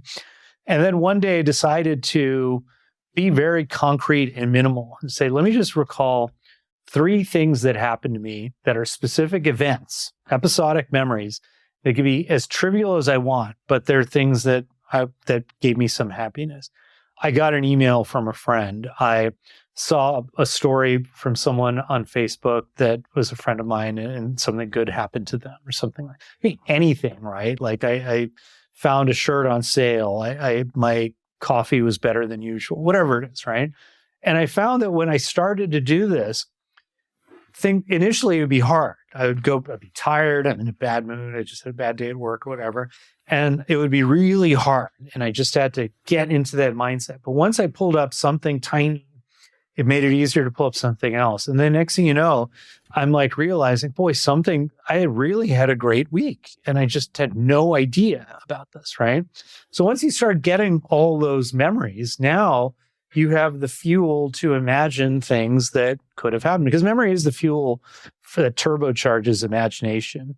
Say that again. It's like the fuel that turbocharges our imagination. It allows us to put all sorts of unique possibilities, right? It's like you and I, we may have very similar cultural knowledge that we've all soaked up, just like ChatGPT has, right? But at the same time, you lived next to somebody in the dorms at random in college, and I lived next to different people. I just happened to walk in. I just happened to listen to this song one day that got me curious about something and so forth. And we all have these unique experiences in our lives, right? And that's what allows me to imagine things in different ways than you can. But it all is about basically having these, first of all, just giving yourself a diverse range of experiences, exposing yourself to things that are maybe sometimes even outside of your comfort zone, right? Like, here's this music and it seems kind of weird to me, but there's something makes me curious about it, right? And you get curious about something else. And the next thing you know, you have all of these diverse episodic memories that you can call upon when you're trying to imagine something new. So some of this imagining this abundant future is being able to see things that are not obvious, right? And one of the things I find in research is that it's like, there are these great scientific questions and approaches and experiments that are right in front of us, but we can't see it normally. And I sometimes have to go to some talk that's completely outside of my area of research, and then boom, it just comes up, right? And so sometimes you need to allow yourself to make these random connections to visualize or to basically just see possibilities that don't appear there. Yes. Because you're stuck in this more narrow mindset. Yes. It sounds like freeing our minds up with positive memories of the past gives us a better opportunity to have playful imagination in the future, right? Mm-hmm. Like more open-minded imagination and exploring the imagination of possibilities as opposed to limiting our imagination. How can someone on a daily basis set themselves up to open their minds to imagination? Is it giving time for play and activities and social engagement? Is it not only thinking about work, but also giving yourself downtime to just allow for randomness? Like, how can we unlock our minds for imagination to attract more of what we want in our lives as opposed to things we don't want? Definitely downtime is good. There's a friend of mine, Sarah Mednick, who wrote a whole book called The Power of the Downstate. And it's amazing. Giving yourself downtime can be enormously helpful. And in fact, we've even shown, and other people have shown this too, that when we're resting, like you just ask people, just lay down there, don't do anything, you can actually see evidence. It's not super strong. You can see this in studies of rats though too, where memories kind of bubble up. And you can get kind of a glimpse of what happens during sleep, but just even while people are resting. And that rest can actually sometimes allow for memories to be reactivated and strengthened or recombined in interesting ways. And so there's something about that opening up of yourself and turning off some of these turning off the goal-directed brain Right. to being able to allow these memories to just sort of bubble up and recombine in interesting ways. I mean, in some sense, that's the core of daydreaming, right? Yes. It's like dreams are basically, most likely, I would guess, memories that are being recombined in ways that don't make sense. Right. And you're not trying to force them into any particular story. They just kind of collide with each other and you're just trying to make sense of it. Yes, right? yes. And that's kind of, I think that's a core part of it is that, and also really just diversifying your training data, right? It's like ChatGPT, in my opinion, is never going to produce interesting art on its own because it's just getting this homogenous junk that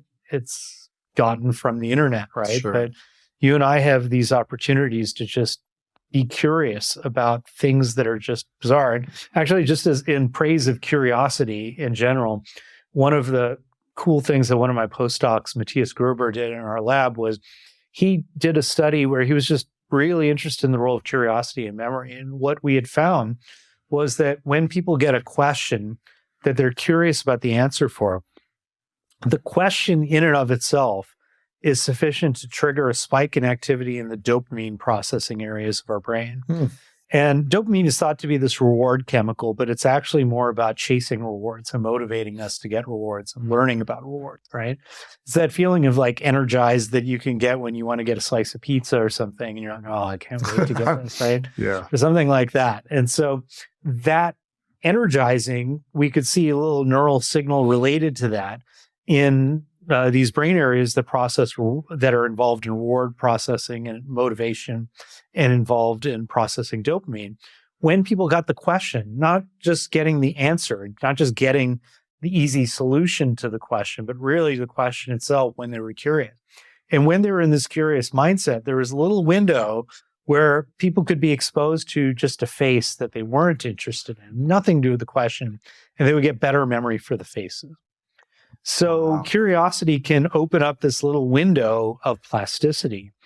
And other researchers in rats and in humans have shown that novelty can also do this. Like if you're exposed to something that's very new, like you put a rat in a new box and let it just explore the box at random, that can actually cause a release of dopamine that actually can cause plasticity and save memories for things that happened before they were put in. Wow, interesting. And so there's this whole literature on the way in which these chemicals in the brain can enhance plasticity. And so curiosity is a big part of that. But, you know, when people, and I think this is a real decision point that people have, is that you can have something unexpected or novel or unfamiliar and be threatened by it. I mean, how many times do people see an idea or they it doesn't follow their beliefs? It also doesn't follow their beliefs, right? And it causes a little discomfort. And it causes like a separation, not a bridge. Yeah.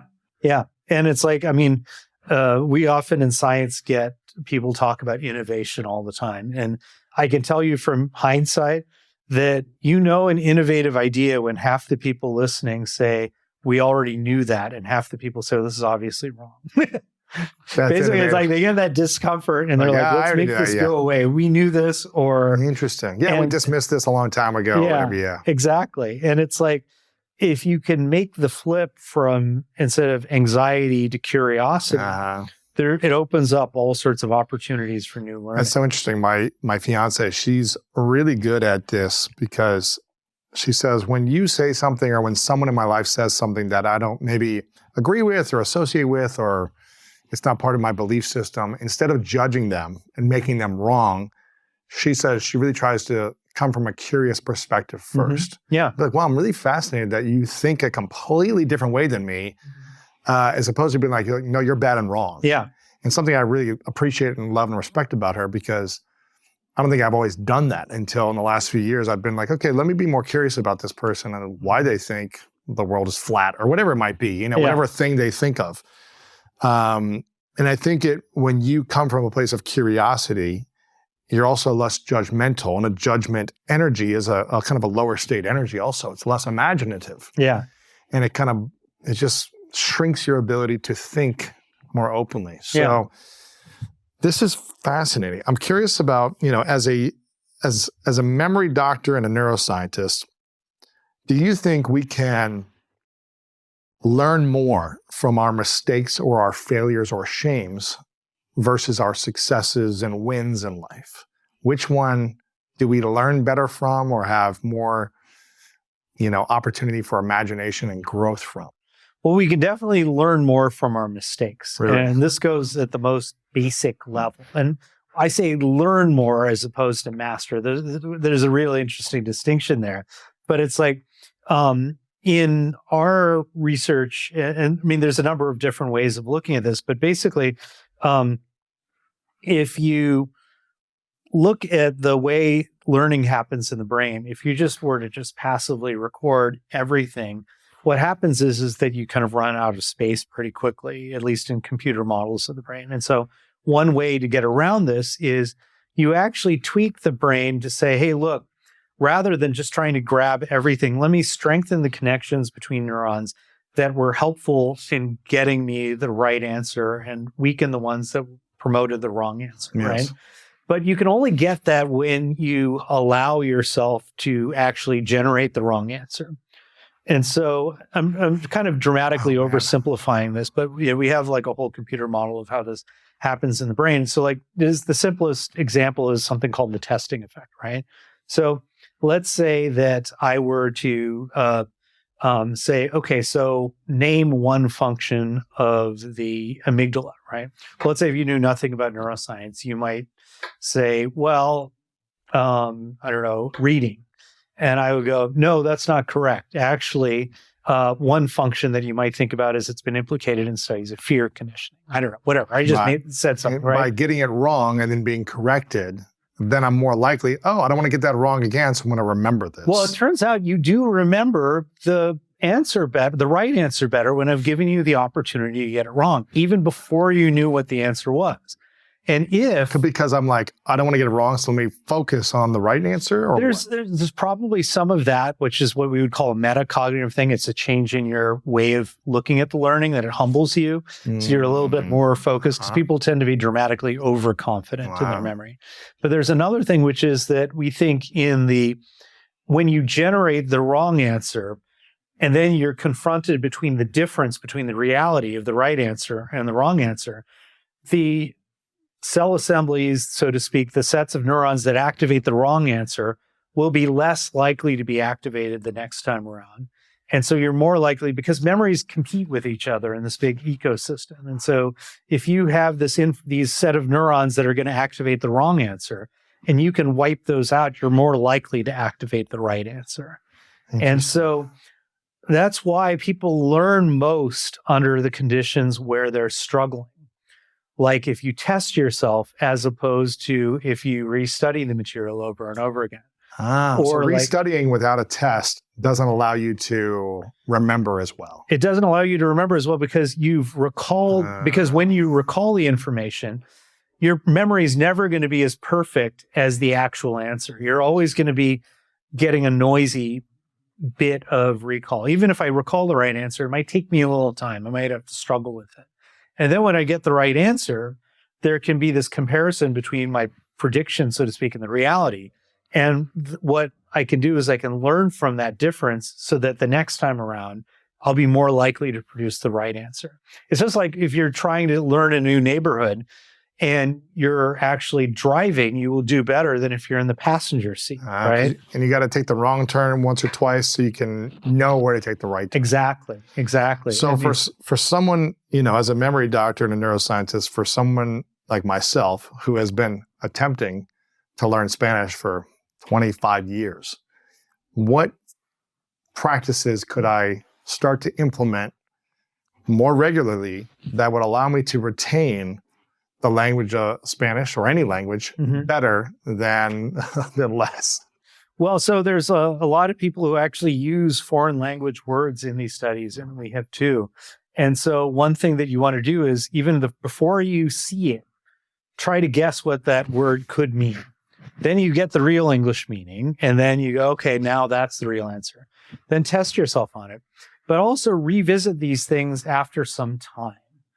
So space out your learning technique, learning experiences. That's another powerful technique. Don't exhaust yourself constantly with it. Don't cram either. really try to space it out. And then another thing is that try to use it in context. Try to give yourself opportunities to speak to people and give yourself the opportunity to be bad at it. And fail, And right? fail at it. Yeah, interesting. Yeah. And again, do it in different contexts. So it's one thing to sit in your Not in house. a safe environment. Not in the safe environment, because Yes. what happens is in your house in front of your laptop, you're great at speaking Spanish. There's no And then- consequences. Exactly. Yeah. Exactly. Then you kind of like walk off the plane in Madrid You're and like, you're all your learning was based in this one context, Yeah, so so you true. can generalize it. And I'll test that because I've been practicing more and more. Because part of my thing is like I don't want to look stupid, Yeah. so I'm not going to attempt it. So my fiance, who speaks Spanish perfectly, she's from Mexico. I'm always like, okay, you go ahead and do it, and you order, you speak for me, all these different things. But now I'm attempting more and more in unfamiliar situations, Mm-hmm. not just with her, not just with her family, but in social settings where I feel completely out of the box. Yeah. And I'm just attempting to at least practice a little bit, Yeah. little phrases here and there, and just like to fail consistently. Mm-hmm. The more I fail consistently, the less afraid I am to fail, Yeah. because it doesn't hurt as much Yeah. when I do it more frequently. If it happens once and someone's like, oh no, that's not the word. Yeah. You're like, oh, I'm an idiot. I forgot this thing. And I'm not ready for this. I'm not going to try it again. Yeah. Yeah. You don't feel emotionally safe. And you also learn more from it. Like there's actually more Yes. learning that's taking place, Yes. better learning that's taking place. This is fascinating. I mean, could you imagine you're an actor, you're about to go onto the set, and you just decide you're going to read the script, but you don't actually rehearse it, right? I mean, or you're doing a play, right?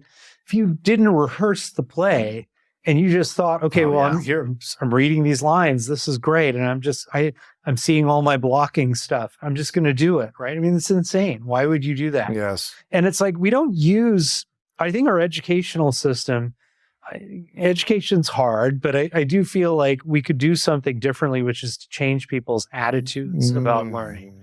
That learning is supposed to be easy, that we're supposed to be able to just memorize effortlessly, as opposed to saying, isn't it nuts that we ask kids to memorize so much and we don't teach them how to learn? So hard. I mean, it's nuts that we don't do Memory 101 for the first 3 years. Expect people to learn how to remember. Yeah, exactly. And then it's like we use tests as a way of saying, how good are you? As opposed to using tests to get people to learn in the first place. So if I'm getting like straight A's on every test, I'm not really learning nearly as much as if I'm actually trying and I get the wrong answer. And then I've learned from that test. Now, it may be that I've mastered whatever it is I'm being tested on. That's why I'm getting a perfect score, but I'm not learning any more from it. There's no point in my taking this class anymore. Right. You already mastered it. Exactly. What's the Yeah. point? Yeah. You're not growing beyond it. Yeah. So everyone should be getting like a B+ constantly then. This is it'll be like- actually, I mean, there's actually, even in machine learning, this is true, is that there's kind of a sweet spot of learning. I think they call it I think it's the 80-20 rule or something. That you want to be right 80% of the time, Oh, wrong that's 20%. interesting. This is interesting. This is fascinating. I've got a bunch more questions for you, but I feel like this has been a good start to this conversation with you. You've got an amazing book called Why We Remember, Unlocking Memory's Power to Hold On to What Matters. And there is, 40 or 50 pages of kind of citation and research. Maybe it's 100 pages. I don't know. That's kind of backing all of the different things that you've researched and talked about in here. I think it might be 100 pages of research. It's about 1/3 notes and references. It's unbelievable. So you're a professor of psychology and neuroscience and the director of the Dynamic Memory Lab at the University of California at Davis. You've been doing this for over 25 years. If someone wants to understand their memories themselves better and how to create better imagination for their future, I recommend people get this book, Why We Remember. If someone is having trouble unlocking their memories, check this out. There's lots of different practical tools and advice and wisdom and research in this book. And I'm just so grateful that you are doing this work. So I want to acknowledge you for the efforts you have, for the studies, the research, and your ability to kind of try to simplify, a complex thing, the mind, the brain, the memories, the past, the future, all these things. I acknowledge you for creating this work and for sharing it so openly in this conversation. This has been really beautiful. There's so many more things that I want to ask you about, but I want to give people this first to start. So maybe we'll have you come back on in the future. Happy to do it. And there's so much I'm sure that will unlock for me. If someone has a question or a follow-up to anything we've talked about here, leave it in the comments on YouTube or post about it on social media. You are the Memory Doctor on Instagram. Also, your website. What's your website again? CharanRanganath.com. CharanRanganath.com. But get this book. It's online. It's in bookstores. Make sure you get a copy for friends. This will just be a powerful resource for you in your life. And again, for me, the School of Greatness is all about helping people improve the quality of their life in different areas around health, relationships, money, mindset, purpose, mission. And I think the neuroscience, understanding our minds, who we are, our identities, and our stories, all those things can either hurt us or help us based on the tools we use to empower ourselves. And so I just think this is a beautiful resource to empower ourselves if using these tools appropriately and not sinking back into the past negatively. So many more things I want to ask you, but we're going to save this for another part 2 with you. I do have 2 final questions. Before I dive into it, is there anything else we can send people to or anywhere else we should send people to besides the book, Instagram, the website? I also have a Twitter account, Okay. Charan Ranganath, as well. Charan Ranganath on Twitter. And if you just look me up, you can find it too. Perfect. Yeah, and that would be another way too. But the website is a great one, and we're going to set up a mailing list, and Awesome. and so I'll be able to, hopefully, if I can find time, I'll write a newsletter. Sure. So yeah, I love this stuff, man. This is great, Charan. Thank you. This is a question I ask everyone towards the end of our conversations. Okay. It's a hypothetical question. It's called the 3 truths. So I'd like you to imagine, again, we're talking about imagination. So I'd like you to imagine the last day on earth for you, but you get to live as long as you want to live. So, AI and science extends our lives, as long as you want, right? And you get to imagine, you get to create the exact life you want from this moment until the last moment.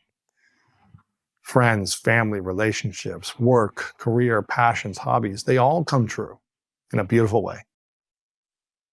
But for whatever reason, on the last day, you have to take all of your work with you. This book is gone, anything you've researched and talked about publicly or, this conversation is gone from this world. Hypothetical scenario. And on the last day, you get to leave behind 3 lessons or 3 things from everything you've learned in life, whether it be from career, personal, professional, whatever it might be, spiritual. You get to share 3 final truths. And this is all we have to remember you by. What would be those 3 truths from you? God, this is such a deep question. I'm feeling so not great, but no, I'll try. So number 1 is just kind of a life lesson that I've learned, which is sometimes the worst thing that can happen to you is to get what you want when you want it. And I've learned this so many times because I've had times where I wanted to get into this particular grad school. I wanted to get this particular job. I wanted to have whatever it was when I wanted it. And it turned out that I didn't get it. And some other door opened up that was far better than anything that I had anticipated or imagined, right? So we've been talking about imagining this abundant future, but let's face it, the world has endless possibilities, right? And so sometimes I think it's like the world hits you in the face, but it points you in a particular direction when it does. And so I think that's been something I never, ever would have thought I would become a scientist. Really? Never. Yeah. Yeah, never. I mean, it was like, to me, science was just a bunch of formulas and laws Sure. and rules. And I don't like laws. I don't like rules. So it wasn't, but it just kind of happened. And it happened through a series of random coincidences and things that opened me up to a lot of the world that I never would have thought of, Random coincidences or purposeful synchronicities. Yeah. However you want to look at it. However you want to look at it. But that's the thing. It's like you can find meaning in these things after the fact, right? Yes. And I guess that's the second thing I would say is cultivate curiosity in your life. Maybe I can even go further than I will say, be curious about things that make you uncomfortable, or maybe just be more comfortable with discomfort. What I mean by that is, if you look in the field of memory research in general, what you find is if you want to remember, if you want to learn more, if you want to remember more accurately, if you want to inoculate yourself against misinformation, you have to, or if you want to overcome even traumatic events, part of the process of learning involves being able to challenge your beliefs, challenge your assumptions, but also giving yourself the time to do these things. It's like Kahneman talked about thinking fast and slow. And a lot of what you need to remember accurately, a lot of what you need to use memory to make better decisions involves giving yourself the time. And likewise, these things that we've talked about with error-driven learning, giving yourself the opportunity to make a mistake and actually test yourself on what you think you remember, as opposed to just assuming that you remember. So there's so much about when I wrote the book that came back over and over again about becoming comfortable with discomfort was like another big one. Yep. Okay. And then the third thing I'll just say is, your hypothetical scenario notwithstanding, all we're left with is memories. And so what I mean by this is, this moment is over, right? The moment I said moment, that's over. All we have left is what I talk about it based on, a term that Danny Kahneman came up with, is the remembering self. Wow. It's not the person who experienced these events, but the person we have when we look back on them. And I've really taken as part of my life this idea of saying, what are the memories that I want to have 1 year from now? Wow. And really use that as kind of a signpost for, hey, I've got some time off. I mean, I never really get time off, but I've got some time where my wife and my daughter have some time off. What do I want to do? Well, I know it's going to be a pain to look up Airbnbs. I'm going to kill myself to get the best airfares, blah, blah, blah. But a memory of taking a week to go to some river and hang out is going to be far more memorable to me than sitting watching TikTok videos or whatever it would be that I would do, right? And I think it's like, if you look at it from the perspective that when we look back, we'll remember the highs and lows, and everything else is just noise, And so what are the highs that you want to take with you, as opposed to just thinking about everything? That is a beautiful third truth and kind of point that you just said. What are the memories I want to have a year from now? I think that's a question. If everyone asked that to themselves right now, they could start to imagine and get intentional about decisions they want to make over the next 3, 6, 12 months. Yeah. Okay, a year from now, I want to have this memory. I want to have this memory of going on this trip with my family. I want to have this memory of taking time off to go work on this hobby or project to write this book. I want to have this memory of these shared interactions with friends, family, whatever it might be. I want to have this memory of doing a random adventure across the country, whatever it might be. Yeah. Right? I want to have this memory of being uncomfortable and how much I learned about myself in this process of discomfort. Yeah. For me, I want to have a memory of going through Mexico City and being able to talk to people that don't speak English and being able to have somewhat of a conversation and be like, wow, I'm so proud of like what I overcame and how I was able to connect with people with a different language. All these things. I would have people put in the comments also, what are the memories that you want to have a year from now? Put that in YouTube or wherever you are watching or listening to this. Charan, this is fascinating. I've got one final question for you, and that is, what's your definition of greatness? Oh, man, that is a really tough one. I guess for me, I would say someone who really can inspire and make everyone around them better. Mm-hmm. When I think about one of the cool things about what I do is, I'm not a big believer in genius. I think there's somebody out there who's better than me at something. Everyone's better than me at something. No one's better than me at everything, right? And so it's like, but I'm especially fortunate to be in a field where there's people who I can get in the room with and I know nothing about what they're talking about, and that they'll tolerate me and help me become better in the process. And I can think of 1,000 people in my life like that who I would say, this is a great person, because every time I spend with them, I come out feeling both that I come out more knowledgeable and feeling better about myself in that process. Yes, that's beautiful. Dr. Charan, thank you so much. Thank Appreciate you. it. This is amazing. In 7 days of going all in, at the end of 7 days, their body looks like, genetically, with all the metabolites, that they're literally in a different environment. And here's the weird part. They're in a ballroom. Right. There's not a lot happening.